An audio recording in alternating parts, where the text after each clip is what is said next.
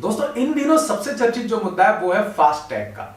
और फास्टैग को लेकर के इतने सारे सवाल आपके मन में भी होंगे जिनका जवाब आपको जान लेना जरूरी है, क्योंकि ये एक टेक्निकल मुद्दा है और इसमें अभी भी हम माने तो एजुकेशन लिटरेसी को देख करके, एजुकेशन रेशियो को देख करके और सरकार ने जो यूपीआई या फास्टैग जैसी चीजें लागू की हैं वो अपने आप में दोनों वेरिएशन बिल्कुल डिफरेंट है। क्योंकि काफी सारी जो मेरे भाई बहन है वो आज भी टेक्निकल के मामले में, टेक्निकल जानकारी के मामले में इतने ज्यादा क्योर नहीं होते, इसलिए उनको काफी सारे क्वेश्चंस के दिमाग में होते हैं फास्टैग को लेकर के। 15 अप्रैल से ये बिल्कुल अनिवार्य रूप से लागू कर दिया गया और जो 4 व्हीलर रखता है फास्टैग नहीं लगाएगा तो उसको दुगना टोल देना पड़ेगा। तो ये सबसे बड़ी समस्या हो गई है कि ऐसे में काफी सारी प्रॉब्लम्स आपको फेस करनी पड़ सकती है और करीब ऐसे 16-17 सवालों की सूची मैंने यहाँ आपके लिए बनाई है जो आपके दिमाग में होंगे। इन सभी सवालों के जवाब मैं आपको दे रहा हूं। इसके अलावा भी फास्टैग को लेकर के आपके मन में कोई क्वेरी है, कोई सवाल है तो आप जरिए कमेंट पूछ सकते हैं, मैं आपको जवाब देने की कोशिश करूंगा।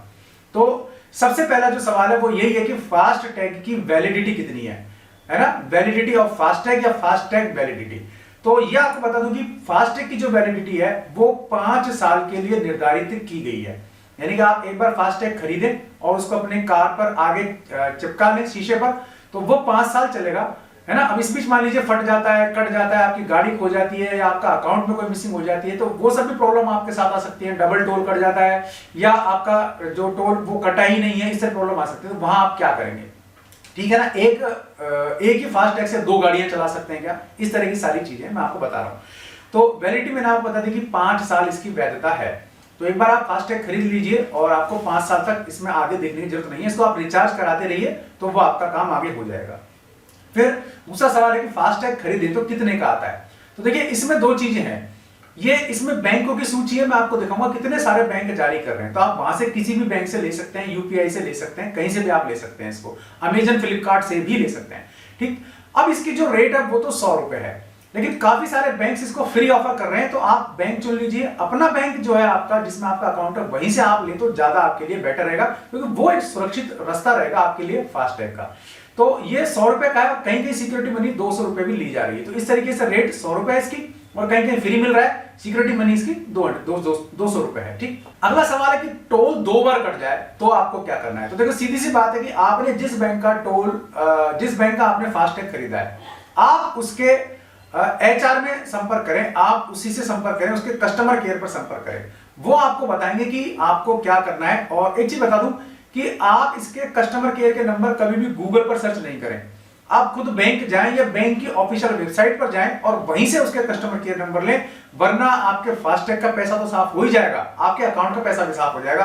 तो गूगल पे कभी भी इस तरह की हरकत अपने को नहीं करनी है कि आप वहां कस्टमर केयर का नंबर सर्च करने लग जाएं, ऐसा आपको बिल्कुल नहीं करना है। ऑफिशियल वेबसाइट से ही नंबर सर्च करना है या फिर बैंक में आप पर्सनल किसी व्यक्ति के नंबर रखें, उससे आप चर्चा कर सकते हैं। ठीक है, तो ये आपको ध्यान रखना है। अब मान लीजिए आपको फास्टैग बदलना है, चेंज करना है, तो आप क्या करें। तो इसके लिए भी आप बैंक में संपर्क करें, उनको अपनी जरूरत से अवगत करवाएं और तब आप अपना फास्टैग चेंज कर सकते हैं। ठीक, अब मान लीजिए रिफंड की प्रॉब्लम आती है आपको कि रिफंड नहीं मिला, आपका फास्टैग से टोल कट गया डबल, आपको रिफंड नहीं मिला, तो इसके लिए भी एक ही ऑप्शन है, आपको बैंक में संपर्क करना चाहिए। इधर उधर संपर्क करने से, इधर उधर चीजें देखने से बेटर है आप पर्टिकुलर ऑफिशियल बैंक पर ही संपर्क करें, ऑफिशियल साइट पर ही संपर्क करें। फिर है टोल गलत कटे, तो मैंने आपको बता ही दिया, मान लीजिए टोल ज्यादा कटता है, टोल कम कटता है, टोल डबल कट जाता है या आपके ट्रांजैक्शन से पैसा ज्यादा निकल जाता है, तो भी आपको संबंधित बैंक या संबंधित फर्म जहां से आपने आपका ये टोल कार्ड खरीदा है या फिर आपका फास्टैग खरीदा है, तो वहीं से आपको संपर्क करना चाहिए। अब एक सबसे बड़ी प्रॉब्लम आती है कि मान लीजिए आप सर्विस कर रहे हैं किसी शहर में, दिल्ली में मान लीजिए आप सर्विस कर रहे हैं और अब आपका ट्रांसफर जो है उत्तर प्रदेश के किसी शहर में हो जाता है, लखनऊ में हो जाता है, बनारस में हो जाता है, मथुरा में हो जाता है, आगरा में हो जाता है, कहीं भी हो जाता है, यानी आप अपना एड्रेस चेंज कर रहे हैं। ठीक है ना, आप अपना एड्रेस चेंज कर रहे हैं, तब आपको क्या करना है, तो वो आपका जो कार्ड है वो टोल पे काम तो करेगा, उसमें कोई प्रॉब्लम नहीं है, लेकिन आप अपने संबंधित बैंक को जहां से आपने अपना फास्टैग खरीदा उसको एक बार अवगत जरूर करा दें, उसको नया एड्रेस अपना रिन्यू करा दें, तो ये आपके लिए ज्यादा अच्छा रहेगा, क्योंकि वरना आपको प्रॉब्लम हो सकती है। अब मान लीजिए आपका फास्टैग जो कार्ड है वो फट जाता है, फास्टैग टिकट आपका फट जाता है, कट जाता है, खराब हो जाता है, भीग जाता है, तो आप क्या करें। तो इसमें वही सिस्टम है, आपको इसके लिए बता दूं कि आपको नया ही लेना पड़ेगा, कटने फटने के बाद किसी भी काम का नहीं रहता है ना, तो ये आपको नया लेना ही पड़ेगा, इसके अलावा आपके पास कोई भी रास्ता नहीं है। अब मान लीजिए आपको अपनी कार बेचनी है, तो अब आप क्या करेंगे? तो इसके लिए भी आपको अपने बैंक में जाएं, बैंक के कस्टमर केयर संपर्क करें, वहां उनको बताएं कि मैंने अपनी कार सेल की है, तो वो आपका उस फास्टैग अकाउंट को बंद करेंगे। आपकी जो उसमें बची हुई रिचार्ज की राशि है, बची हुई कूपन की राशि है, वो आपके फंड में वापस करेंगे, रिफंड करेंगे आपको। फिर वो आपका इसका जो फास्टैग अकाउंट है वो बंद करेंगे, और जो आपसे कार खरीद रहा है वो अपना नया फास्टैग खरीदेगा और वो अपनी कार पे चिपकाएगा। तो इस तरीके की आपको लापरवाही नहीं करनी है। मान लीजिए आपने कार तो अपनी बेच दी और किसी के विश्वास में आकर के हाँ भाई ठीक है कर लेंगे 2 दिन में, तो इस बीच आपके टोल से पैसा कटाकट कट जाएगा और वो आपके अकाउंट से कटेगा। फिर वो आपकी म्यूचुअल अंडरस्टैंडिंग पे कि आपने कितनी समाई है वो आपके ऊपर है। तो लेकिन बेटर ये कि कार बेचें तो अपना आप फास्टैग का अकाउंट बंद करा दें, और ये आपके लिए सबसे सुरक्षित वे है। अब सबसे बड़ा सवाल कि 2 वाहन है आपके पास, 2 4 व्हीलर है, तो फास्टैग क्या आप एक ही यूज कर सकते हैं? तो ऐसा बिल्कुल भी मत करना, क्योंकि ये शीशे पे चिपक जाता है, उसके बाद ये एक ही टिकट होता है। एक कार पे आपने चिपका लिया, एक गाड़ी में चिपका लिया, दूसरे पे चलाना संभव नहीं होगा। इसलिए एक फास्टैग से एक ही वाहन चलेगा। ऐसी फ्रॉड वगैरह दोबारा मत करना। मार्केट में आपको बहुत सारे ऐसे हैकर्स टाइप के लोग मिल जाएंगे जो आपको इस तरह की अकल देंगे कि एक फास्टैग से 2 कार कैसे चलाएं, इस तरह से करें वैसे करें। तो वो चक्कर में आपको पड़ना ही नहीं है। सबसे सुरक्षित रास्ता आपके लिए यही है, यानी कि जितनी गाड़ियां उतने फास्टैग आपको लेने ही पड़ेंगे। ठीक है। अब गाड़ी खो जाए तो सबसे बड़ी सिस्टम ये है कि आप तुरंत बैंक में संपर्क करें कस्टमर केयर पे, और अपना फास्टैग अकाउंट तुरंत ब्लॉक करवाएं, जैसा कि एटीएम के साथ होता है। एटीएम खो गया तो उसे ब्लॉक कराते हैं, अपना अकाउंट का सिस्टम जो है वो फॉलो करते हैं, वही यहां करना है आपको। ठीक है।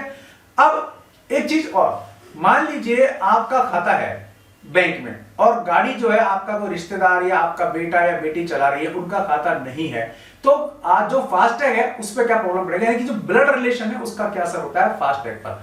तो आपका फास्टैग आपका बेटा बेटी यूज कर सकता है, या वो आप भी यूज कर सकता है जिसका खाता धारक से ब्लड रिलेशन हो। आपका ब्लड रिलेशन होना जरूरी है। ठीक है। अब ब्लड रिलेशन का मतलब ये नहीं कि बेटा बेटी हो, ठीक है, पत्नी है वो ब्लड रिलेशन में नहीं होती आपके, लेकिन माना जाता है। ठीक है। तो वो भी आपका फास्टैग यूज कर सकती है, और ये आपको लेकिन जानकारी अपनी बैंक में देनी होगी कि ये फास्टैग आप किसके नाम से ले रहे हैं और इसको यूज कौन करेगा, और उससे आपका रिलेशन क्या है। कुछ चीजें इसमें बैंक की अंडरस्टैंडिंग और बैंक की पॉलिसी पर भी निर्भर करती है कि वो फास्टैग में किस पॉलिसी को फॉलो करते हैं और किस हिसाब से आपको छूट देते हैं। ठीक है। तो ये चीज हुई।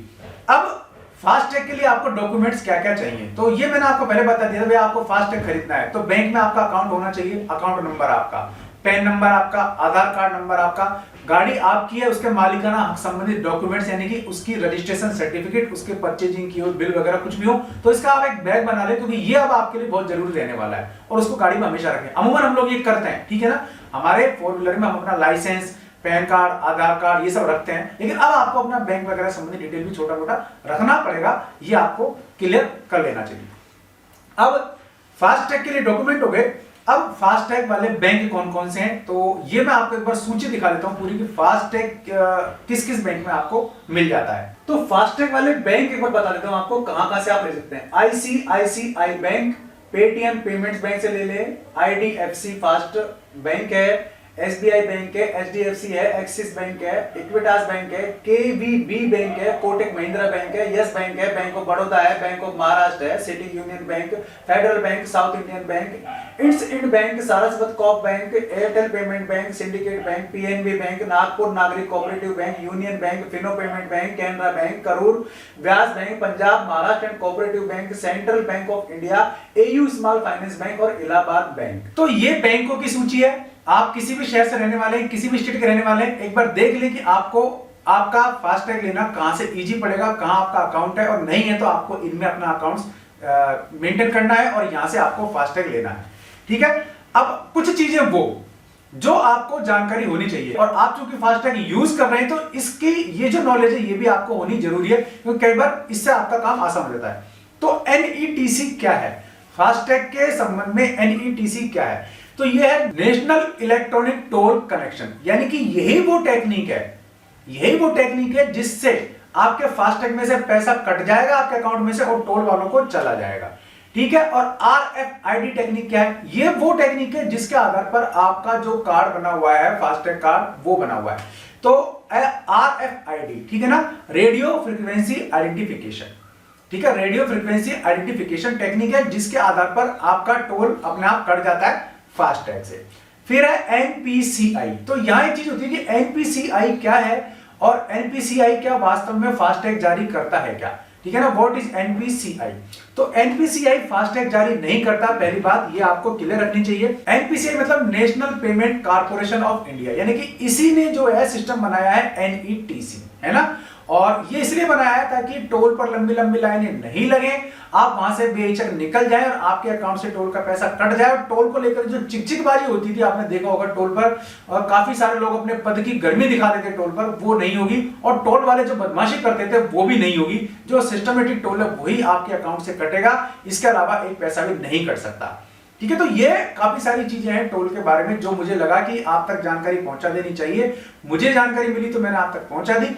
अब आपको जानकारी मिली तो आप भी इससे औरों को लाभान्वित करें, उस वीडियो को शेयर करें अपने दोस्तों में ताकि उन तक भी जानकारी पहुंच सके। वीडियो पसंद आया तो लाइक और शेयर जरूर कर देना, चैनल पसंद आया तो सब्सक्राइब कर लेना, क्योंकि इस तरह की यूजफुल इंफॉर्मेशन मैं आपके लिए लेकर के आता रहा हूं। आज के इस वीडियो में इतना ही, ऐसे किसी यूजफुल वीडियो में फिर मिलूंगा, तब तक के लिए नमस्कार।